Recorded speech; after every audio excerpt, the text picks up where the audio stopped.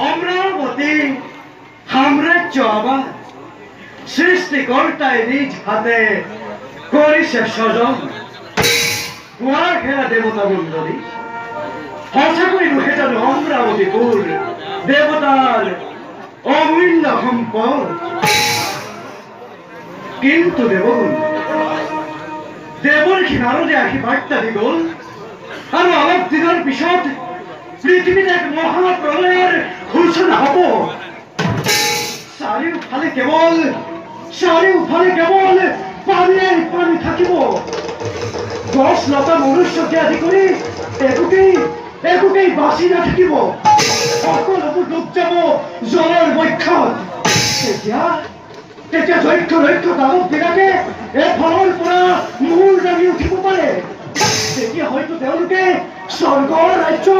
আক্ৰমণ কৰিব পাৰে উপায় কি হ'ব দেৱগণ তেতিয়াহ'লে দেৱতাসকলে মনুষ্যৰ পূজাপতল হোৱাৰ পৰা বঞ্চিত হ'ব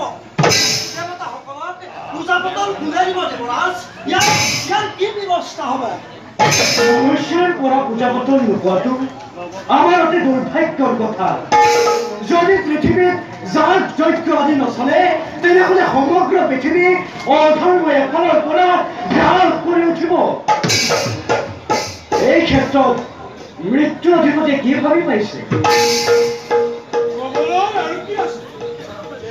মোৰ নামততো পূজাপাতল একোৱেই নাই মোৰ কাম হ'ল যম নগৰত পাপীবোৰক শাস্তি প্ৰদান কৰা মহাপ্ৰলয়ত সকলোৰে মৃত্যু হোৱাৰ লগে লগে যম নগৰত মৃত আত্মাবোৰে মৰি পৰিব আৰু সেই আত্মাবোৰৰ মাজৰ পৰা ধাৰ্মিক আৰু অধাৰ্মিক বিলাক বাছি উলিয়াই শাস্তি প্ৰদান কৰাই মোৰ প্ৰধান কাম এতিয়া দেখিছো এইবোৰ ৰাখিবৰ বাবে মই এক নতুন যমনগৰ নিৰ্মাণ কৰিব আপোনাৰ তাতেই শান্তি আছে সেই দৈত্য দানৱগণ আপোনাৰ ওচৰ নাপায়গৈ ইয়াৰ ফল আমিহে ভোগ কৰিব লাগিব গতিকে দেৱগণ আমি নাৰায়ণৰ ওচৰলৈ গৈ ইয়াৰ এক ব্যৱস্থা কৰাটো উচিত কথা হ'ব নে কি কোৱা দেৱগণ সঁচা দেৱৰাজ জগত কৰ্তাৰ বাদে ইয়াৰ উপায় কোনেও দিব নোৱাৰে আমি তালৈ যোৱা উচিত হ'ব দেৱৰাজ আমাৰ স্বৰ্গ ৰাজ্য ৰখাটো বৰ কঠিন হৈ পৰিব বেছ সেয়ে হ'ব দেৱগণ